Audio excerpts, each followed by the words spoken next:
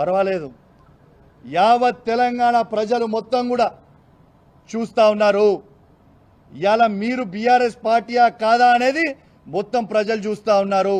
మీరు వాడే భాష షేర్లింగంపల్లి ప్రజలు మొత్తం కూడా చూస్తూ ఉన్నారు. ఇంకోటి కూడా చెప్తున్నా మిస్టర్ గాంధీ గారు, నేను ప్యూర్ తెలంగాణ గడ్డ మీద పుట్టిన బిడ్డని. ఏడు నుంచో వచ్చి మా గడ్డ మీద కూర్చొని నువ్వు సవాల్ విసురితే చూసుకుంటా ఊకోనికే ఇలా భయపడతాం అనుకున్నావా ఏంది బిడ్డ?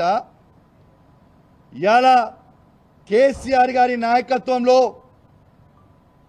నిన్న నేను పొద్దున్నే కేటీఆర్ గారితో హరీష్ రావు గారితో ఫోన్ మాట్లాడి పర్మిషన్ తీసుకొని మరీ చెప్తా ఉన్నాను.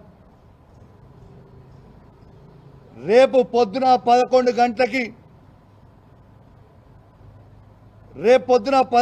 గంటలకి మా మేడ్చల్ జిల్లా పార్టీ ఆఫీస్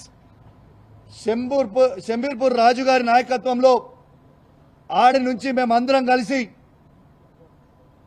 వేలాది మంది కార్యకర్తలు అందరం కూడా మన బీఆర్ఎస్ పార్టీ ఎమ్మెల్యే గాంధీ గారి ఇంటికి పోదామని చెప్పి సందర్భంగా తెలియజేస్తా ఉన్నాను.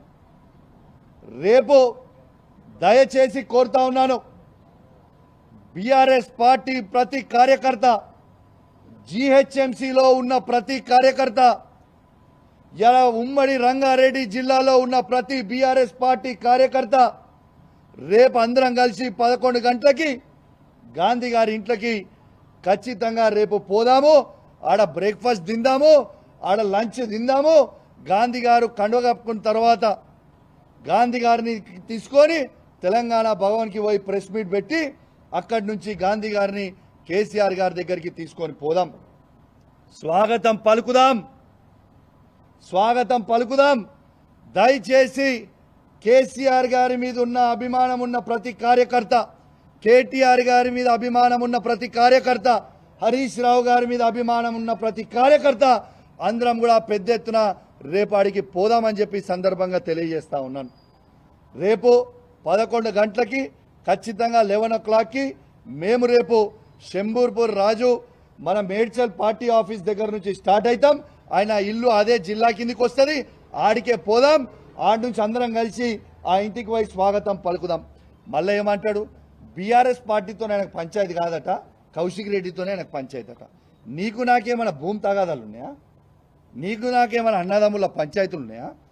ఎస్, నేను అడిగింది ఏంది, నువ్వు చెప్పే జవాబు ఏంటిది, నువ్వు మాట్లాడేది ఏంటిది? నిర్సిగ్గుగా నిర్లజ్జగా నువ్వు మాట్లాడే మాటలు యావత్ తెలంగాణ ప్రజలు మొత్తం కూడా వింటా ఉన్నారు. అసలు నువ్వు బీఆర్ఎస్ బీఫామ్ మీద గెలిచి కాంగ్రెస్ పార్టీలో చేరనికి నీకు సిగ్గనిపిస్తలేదాయా?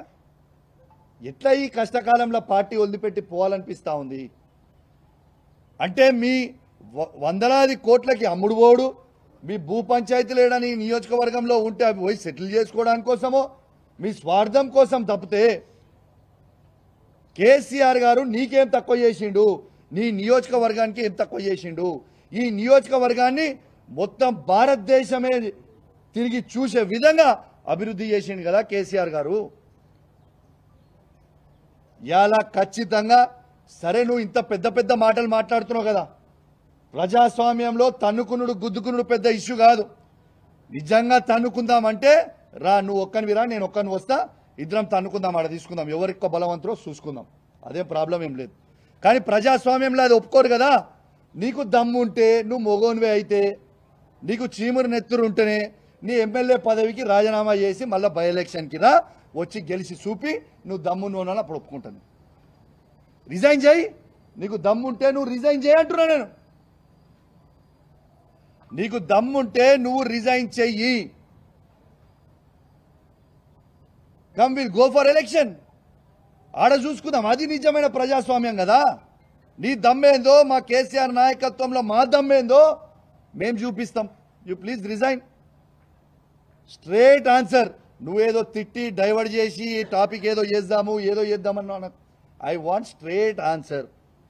నువ్వు బీఆర్ఎస్ పార్టీ ఎమ్మెల్యే అయితే మీరు రాండి, స్ట్రేట్గా టీఆర్ఎస్ భవన్కి పోదాము, తెలంగాణ భవన్కి పోదాము, ప్రెస్ మీట్ పెడదాము, అక్కడి నుంచి కేసీఆర్ గారి దగ్గరికి పోదాం.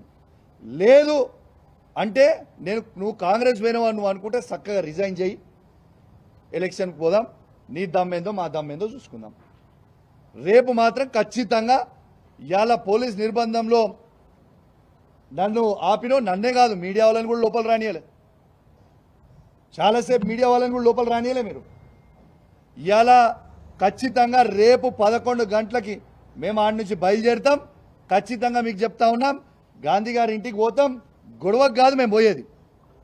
ఆయన మా బీఆర్ఎస్ పార్టీ ఎమ్మెల్యే అంటుండు కాబట్టి మా షేర్లింగంపల్లి కాన్స్టిట్యున్సీలో ఉన్న బీఆర్ఎస్ కార్యకర్తలు, మా ఉమ్మడి రంగారెడ్డి జిల్లాలో ఉన్న బీఆర్ఎస్ కార్యకర్తలు, జిహెచ్ఎంసీలో ఉన్న బీఆర్ఎస్ కార్యకర్తలు అందరం కూడా ఆడ మీటింగ్ పెట్టుకోవడానికి పోతున్నాం. ఆయనకు స్వాగతం పలికి తెలంగాణ భవన్కి తీసుకొచ్చి మళ్ళా కేసీఆర్ గారి దగ్గరికి తీసుకుపోతామని చెప్పి సందర్భంగా తెలియజేస్తా ఉన్నాను. నువ్వు మాట్లాడిన మాటలకి నేను నీకంటే రెట్టింపు మాట్లాడగలుగుతా, కానీ నీ విజ్ఞతకే ఇచ్చిపెట్టిన నీ యావత్ షేర్లింగంపల్లి ప్రజలందరూ కూడా చూసిర్రు. మైనంపల్లి హనుమంతరావు కూడా అల్వాల్లో మీటింగ్ పెట్టినప్పుడు ఇదే విధంగా కేటీఆర్ గారిని నోటికొచ్చినట్టు దూషించిండు. 50,000 మెజారిటీతో ఓడిపోయిండు. నెక్స్ట్ నీది కూడా గదే గతి పడుతుందని చెప్పి సందర్భంగా తెలియజేస్తూ సెలవు తీసుకుంటా ఉన్నాను. జై తెలంగాణ, జై కేసీఆర్. అయితే ఇప్పుడు గాంధీ గారు ఇప్పుడు 12 గంటలకు మా ఇంటికి వస్తానంటే మాత్రం మోస్ట్ వెల్కమ్. రాగానే బీఆర్ఎస్ పార్టీ కండువ కప్పి లోపలికి తీసుకెళ్తాం, ఇద్దరం కలిసి భోజనం చేసుకుంటాం. భోజనం చేసి ఇక్కడి నుంచి మనము స్ట్రేట్గా తెలంగాణ భవన్కి పోదాం. తెలంగాణ భవన్లో ప్రెస్ మీట్ పెట్టి అక్కడి నుంచి స్ట్రేట్గా కేసీఆర్ గారి దగ్గరికి పోదాం. స్వాగతిస్తున్నాం, వెల్కమ్. నేను గాంధీని ఒక్కరినే కాదు బాబు, నిన్న చూసినో లేదో, నువ్వు ఇంతకుముందు చూసినో లేదో, గాంధీ గారు ఒక్కరే కాదు, దానం నాగేంద్ర గారి గురించి మాట్లాడినా, కడియం శ్రీహరి గారి గురించి మాట్లాడినా, గాంధీ గారి గురించి మాట్లాడినా, మన కృష్ణమోహన్ రెడ్డి గారి గురించి మాట్లాడినా, వెంకట్రావు గారి గురించి మాట్లాడినా, ఎవ్రీబడి పోయిన 10 ఎమ్మెల్యేలకు కూడా జవాబు చెప్తా ఉన్నాం. ఓకే, గాంధీ గారిని టార్గెట్ చేయడం అని కాదు, గాంధీ గారు అన్నారు. 10 ఎమ్మెల్యేలలో గాంధీ గారు అన్నారు. ఏమని అన్నారు గాంధీ గారు? ఆయన ఏమని అన్నారు? నేను కాంగ్రెస్ పార్టీలో చేరలేదు, నేను బీఆర్ఎస్ పార్టీ ఎమ్మెల్యేనే అని గాంధీ గారే అన్నారు కదా, నేను అనలే కదా. మా ఎమ్మెల్యే ఇంటికి నేను పోతా అన్న, తప్పేంటిది? Nothing wrong.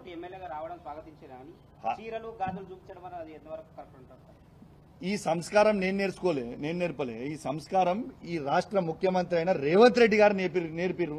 అదే కరెక్ట్ అని నేను అనుకున్నా. రేవంత్ రెడ్డి గారు కూడా మా కేటీఆర్ గారు అన్నారు కదా, చీరలు కట్టుకొని గాజులు వేసుకొని ఆడ బస్సు ఎక్కువ అని అన్నది రేవంత్ రెడ్డి గారు కాదా? ఈ సంస్కారం నేను నేర్పలే. ఈ సంస్కారం ఈ రాష్ట్ర ముఖ్యమంత్రి అయిన రేవంత్ రెడ్డి గారు నేర్పిర్రు. అదే కరెక్ట్ అని నేను అనుకున్నా. రేవంత్ రెడ్డి గారు కూడా మా కేటీఆర్ గారు అన్నారు కదా, చీరలు కట్టుకొని గాజులు వేసుకొని ఆడ బస్సు ఎక్కువ అని అన్నది రేవంత్ రెడ్డి గారు కాదా? మరి రేవంత్ రెడ్డి గారే మాట్లాడుతున్నప్పుడు, ఈ రాష్ట్ర ముఖ్యమంత్రి కాన్స్టిట్యూషన్ హెడ్ అన్నప్పుడు, గవర్నర్ తర్వాత తనే కాబట్టి తను మాట్లాడినప్పుడు అది కరెక్ట్ అన్నా కనిపించింది. ఆయనే నేర్పించిన సంస్కారం ఇది, నేను నేర్చిన సంస్కారం కాదు. దిస్ ఇస్ రేవంత్ రెడ్డి గారు నేర్పించిన సంస్కారం.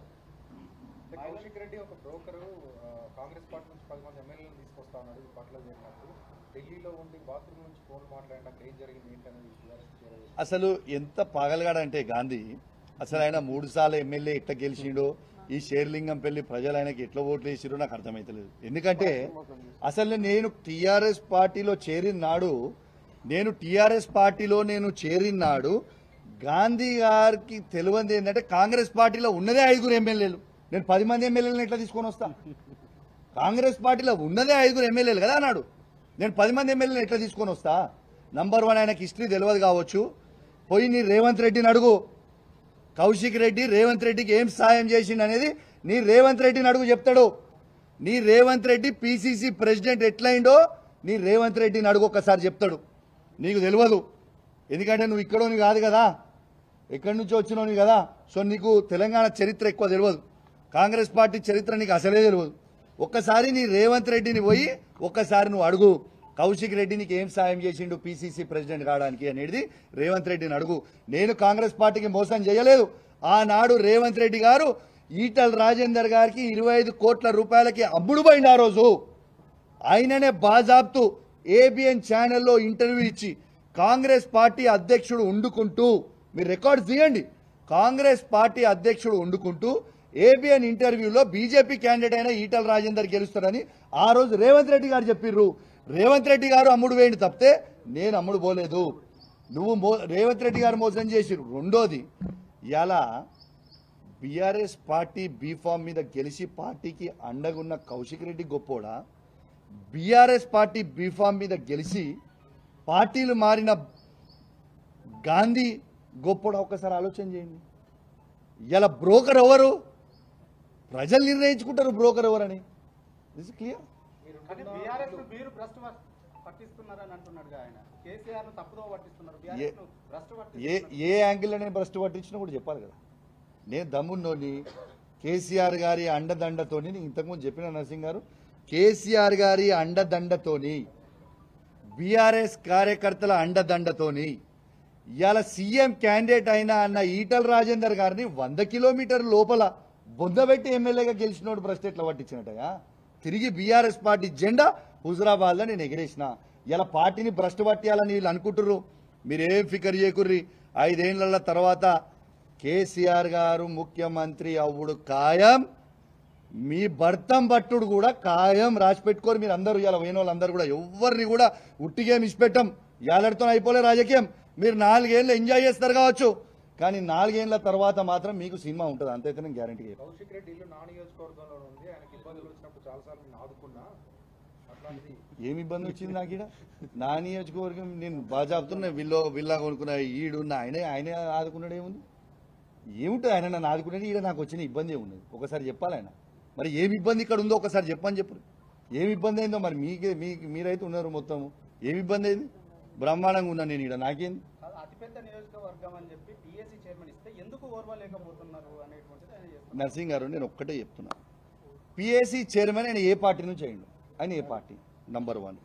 నంబర్ 2, ఇవాళ మా ఎల్పీ లీడర్ అయిన మా ఎల్పీ మీటింగ్లో కేసీఆర్ గారి నాయకత్వంలో మేము పిఎస్సీ చైర్మన్గా హరీష్ రావు గారిని యునానిమస్గా మా బీఆర్ఎస్ పార్టీలో నిర్ణయం తీసుకొని తనతో నామినేషన్ వేయించినాం. హరీష్ రావు గారు, ప్రశాంత్ రెడ్డి గారు, గంగ్ల కమలాకర్ గారు ముగ్గురు వేయించినాం. ఇలా హరీష్ రావు నామినేషన్ ఏమైంది? ఎట్లా ఎగిరిపోయింది? గాంధీ గారిని నామినేషన్ వేసుకొని చైర్మన్ ఎట్లా చేసిర్రు? మరి 13 ఉంటాయి, 14వ నామినేషన్ ఇది ఎట్లా వేసిర్రు? సాటికేసిర్రా? మరి హరీష్ రావు గారు నామినేషన్ ఏమైంది? ఒక్క నామినేషన్ ఎక్కువ పడ్డా ఎలక్షన్ కావాల్సిన అవసరం ఉంటుంది. మరి ఏం చేస్తుండ్రు? ప్రజాస్వామ్యం ఉంచుతురా, కూని చేస్తురా? మొన్న మా వాళ్ళు చెప్పినట్టు కూడా, సరే ఈ పిఎస్సీ చైర్మన్ నువ్వు బీఆర్ఎస్ పార్టీ నుంచి అంటున్నావు కదా, అరే నువ్వు రా భయ్, నేను వద్దంటలేను. నువ్వు బీఆర్ఎస్ పార్టీ అంటున్నావు కదా, నువ్వు రా. We will go to Telangana Bhavan. You come. మనం ఆడ ప్రెస్ మీట్ పెట్టుకుందాం, కండువ కప్పుకుందాం, మన పార్టీ కండువ కప్పుకొని ప్రెస్ మీట్ పెట్టుకుందాం. అట్లనే నేను తీసుకపోయి కేసీఆర్ దగ్గరికి తీసుకుపోదాం. దాంట్లో తప్పేముంది? I want to know. ఆయన స్పష్టంగా చెప్తున్నారు, బీఆర్ఎస్ పార్టీ ఎమ్మెల్యేగానే పిఎస్సీ చైర్మన్ అయ్యాను, కానీ అభివృద్ధి కోసం ముఖ్యమంత్రితో కలిసి పనిచేస్తున్నాను అనేటువంటి మాట. ఒక్క నిమిషము. సరే ఓకే, నువ్వు ఆయన అన్న వీడియోని నీకు చూపిస్తా లైవ్లో. మళ్ళీ ఒక్కసారి మీకు వీడియో చూపిస్తా తను అన్నది. ఒక్క నిమిషం.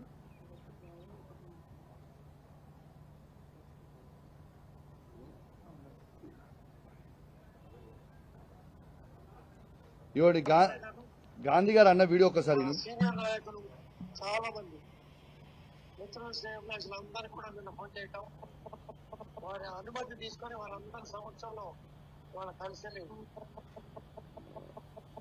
కాంగ్రెస్ పార్టీలో చేరడం జరిగింది. మాక్సిమం ఉంది. క్లియర్ గా నర్సింగ్ గారు నిన్న కూడా మీకు ప్రెస్ మీట్ లో చూపించిన, ఈ clearly says that is joint Congress party. ఎవరు వద్దంటారు? క్లియర్లీ సేస్ ఈ జాయింట్ కాంగ్రెస్ పార్టీ. దాంతో మాకెట్లా అసలు ప్రతిపక్షానికి పిఎస్సీ చైర్మన్ ఇచ్చుడు అనేది ఆనవాయితీ. ఇలా పార్లమెంట్లో ఎవరు పిఎస్సీ చైర్మన్? వేణుగోపాల్ గారు. ఇవాళ మా ప్రభుత్వం ఉన్నప్పుడు కూడా చైర్మన్ ఎవరు? కాంగ్రెస్ వాళ్ళే కదా, ఒకసారి అక్బరుద్దీన్ కదా. మరి అసలు ఎందుకు ఇదంతా చర్చ వద్దు బ్రదర్. నువ్వు బీఆర్ఎస్ పార్టీ ఎమ్మెల్యే అన్నావు కదా, నువ్వు రా, మా కండువ కప్పుకొని మా భవన్కి రా, మా కేసీఆర్ గారి దగ్గరికి రా, బస్ అంతే. దీనికి చర్చ అవసరం లేదు, రైట్? నువ్వు మా బీఆర్ఎస్ పార్టీ ఎమ్మెల్యే అన్నావు కదా, రేపు 11 గంటలకు మాత్రం 100% మా బీఆర్ఎస్ పార్టీ కార్యకర్తలు అందరం మీ దగ్గరకు వచ్చి నేను స్వాగతం పలికి గొడవకి రాసి వస్తలే. మళ్ళీ కూడా చెప్తున్నా నీకు, గొడవకు వస్తలేము. ఇవాళ నువ్వు పోలీసు వాళ్ళని అడ్డం పెట్టి మమ్మల్ని నిర్బంధించినట్టు మళ్ళీ రేపు చేయకు. నువ్వు పోలీసు వాళ్ళని పెట్టుకోకు, మేము పోలీసు వాళ్ళని పెట్టుకోము, మోస్తాము కలిసి. గొడవ ఏం లేదు కదా. నువ్వు మన పార్టీ ఎమ్మెల్యే కదా, కలిసి పోదాము, తెలంగాణ భవన్ పోదాం, కేసీఆర్ గారి దగ్గరికి పోదాం, తప్పేముంది బయలా. రెడీ రమ్మంటున్నా నేను, గాంధీ గారిని రమ్మంటున్నా, రాగానే కండువా కప్తా. ఒక్క నిమిషం దమ్ము తెలుసుకోనికే ఇక మనమేమి ఫైటింగ్ చేసుకోనికే లేం కదా. ఒక్క నిమిషం ఆగు, దమ్ము తెలుసుకోవడానికి ఏమి ఇక్కడ గుద్దుకుందామా ఇద్దరమే? అయినా నేను సింగిల్గా గుద్దుకుందామా, మందితో గుద్దుకుందామా? అరే సింగిల్గా రమ్మని భయ్, గుద్దుకుందాం కొట్టుకుందాం అంటే రమ్మను, సింగిల్ దగ్గర మందితో చేసుకుందాం అంటే చెప్పు, మందితో ఏ టైంకి ఎడికి వద్దామో చెప్పు, మందితో కొట్టుకుందాం. కానీ అది ప్రజాస్వామ్యం కాదు కదా. నువ్వు అడిగిన దానికి జవాబు చెప్పు. కొట్టుకోవడం గుద్దుకోవడం, అరే భయ్ నీకు మళ్ళీ చెప్తున్నా, 65 ఏళ్ళ ముసలోడు, నేను 39 ఏళ్ళ యువకుడిని, ఆయనకే అంత దుల్లుంటే నాకు ఎంత ఉండాలి బ్రదర్? నేను చేయలేనా ఏంది? గారి చేసుకొని కొట్టుకోలేమా? కొట్టుకోవాలనుకుంటే దట్ రాని భయ్, నేను వస్తే కొట్టుకోనికే రమ్మని నేను అనలే కదా, రమ్మంటున్నా నేను. రా, మా బీఆర్ఎస్ పార్టీ కండువా ఇట్లా కప్పి మంచిగా తీసుకొని లోపల ఇంటికి తీసుకుపోయి భోజనం పెట్టించి మళ్ళీ 1 o'clock 1:30 2 o'clock తెలంగాణ భవన్ పోయి ప్రెస్ మీట్ పెట్టి కేసీఆర్ గారి దగ్గర తీసుకుపోతాం. స్వాగతం కదా మాకు కూడా, మా ఎమ్మెల్యే గారు మా పార్టీకి వచ్చేస్తాం వాపస్ అని అంటే we are very happy, we are welcoming him.